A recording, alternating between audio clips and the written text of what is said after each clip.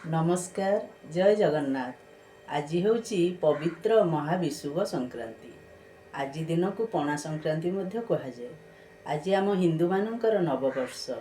आज ठारू नुआ पांजी आरंभ हुए आउ नुआ वर्ष आरंभ हुए।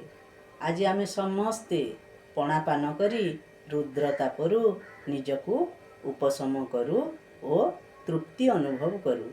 आसंतु मु मध्य पणा प्रस्तुत करिछि आपण मानकु देखौछि।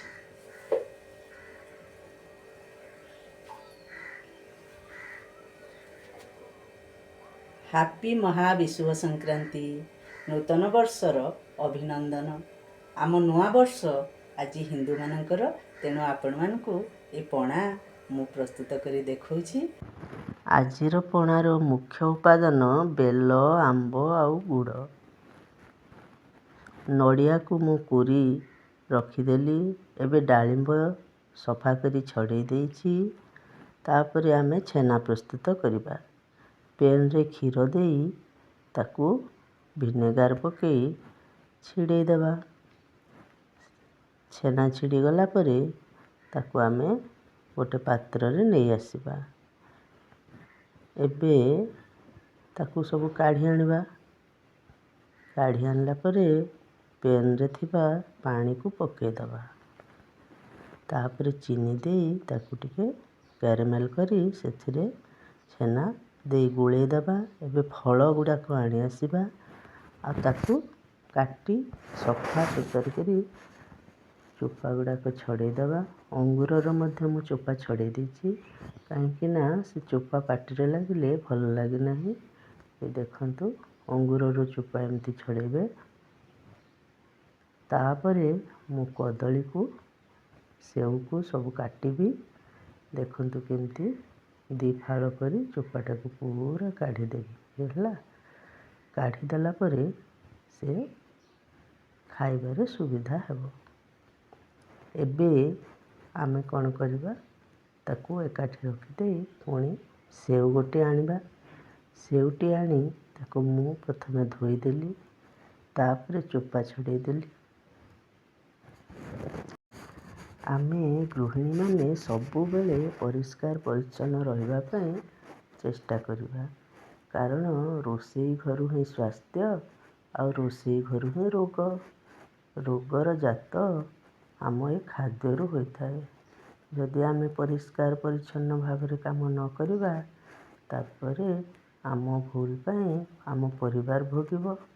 तेणुकरी आमे समस्ते हाथ परिष्कार करिबा, खाद्य द्रव्य को परिष्कार करिबा, पात्र परिष्कार करिबा, तापरे सबु किछि काम करिबा।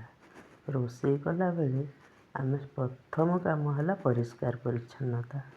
देखंतु सेवटी मु खंड खंड करी काटी देबी। तापरे ताकू पणा उपयोगी करबी। ये देखंतु मु केमती सेव काटी रखी देली। तापरे कदली आनिबा। कदली को चोपा छड़ी देली। तापरे ताकू मु खंड खंड करी काटी पकेली। काटी रखी देले से ग्राइंडिंग कला बेले सुविधा हेबो। गोटा कदली भी हेबो, किंतु मु काटी देबा द्वारा से गुडाक साइज रे रहिला। एबे खजुरा डबा को आनली। ए खजुराटी एते सुंदर पैकेटिंग हेछि। तापरे तार स्वाद भी भारी नियारा, भारी सॉफ्ट हेछि। ता मंजी को मु छड़ी देली। एबे आसला सांतरा, कमला, जे जहा कहे ताकू छड़ी देली। ता केसर मध्य मु बाहर कर रखिदेली। सबू चोपा एकाठी, चोपा और तार भीतर चोपा सबू बाहर कर देली। एबे आसला बेलर पाली। बेल फटई देइथिली, ताकू कोरी पणा रे देवा पई बाहर कर देली। एबे आंब को काटी पकेली, चांची देली प्रथमे, तापरे काटिली, कोइली को बाहर कर देली आउ पीस पीस करी काटी पणा पई रखली। सबू जिनस मु बाउल रे दे देली।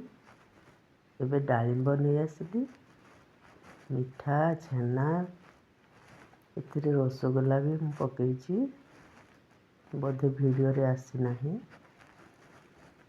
ଦେଖନ୍ତୁ ଗ୍ରାଇଣ୍ଡର ଜାର୍ରେ ଦେଇ ତାକୁ ମୁଁ ଗ୍ରାଇଣ୍ଡିଙ୍ଗ କରିଦେବି।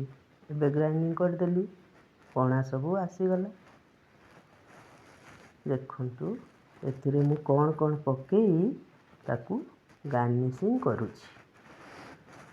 ପ୍ରଥମେ ତ ମୁଁ ତା ଦେହରେ ପକେଇଦେବି ବରଫ, କାରଣ ସେଇଟା ଥଣ୍ଡା ହେବ। ବରଫଟା ଦେହ ପାଇଁ ଭଲ ନହେଲେ ମଧ୍ୟ ପାଟି ପାଇଁ ତ ଭଲ। ଟିକେ ଥଣ୍ଡା ନ ଲାଗିଲେ ପଣା ବା ସରବତ ପିଇବା ପାଇଁ ଭଲ ଲାଗେ ନାହିଁ।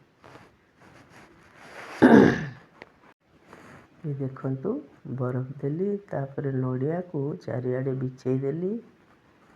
ଏବେ ମୁଁ ବୁନ୍ଦି ଆଣିଥିଲି କିଣି ମାର୍କେଟରୁ ଅଣା ହେଇଥିଲା ବୁନ୍ଦିଟା, ତାକୁ ପକେଇଦେଲି। ତାପରେ ଅନାର ପକେଇଦେଲି, ଡାଳିମ୍ବ, ସବୁଆଡ଼େ କେତେ ସୁନ୍ଦର ଦେଖାଗଲା, ଧଳା, ହଳଦିଆ, ନାଲି। ଏବେ ତା ଉପରେ ମୁଁ ପ୍ରସ୍ତୁତ କରିଥିବା ଛେନାକୁ ଦେଇଦେବି। ଦେଖନ୍ତୁ ଏବେ ପ୍ରସ୍ତୁତ ହେଇଗଲା ଆପଣମାନଙ୍କର ପଣା ସଂକ୍ରାନ୍ତିର ସ୍ପେଶାଲ ପଣା। ଆମେ ତ ସବୁ ପିଇବୁ, ଆପଣମାନେ ମଧ୍ୟ ଦେଖିକିରି ଏନ୍ଜୟ କରନ୍ତୁ। ନମସ୍କାର, ଜୟ ଜଗନ୍ନାଥ।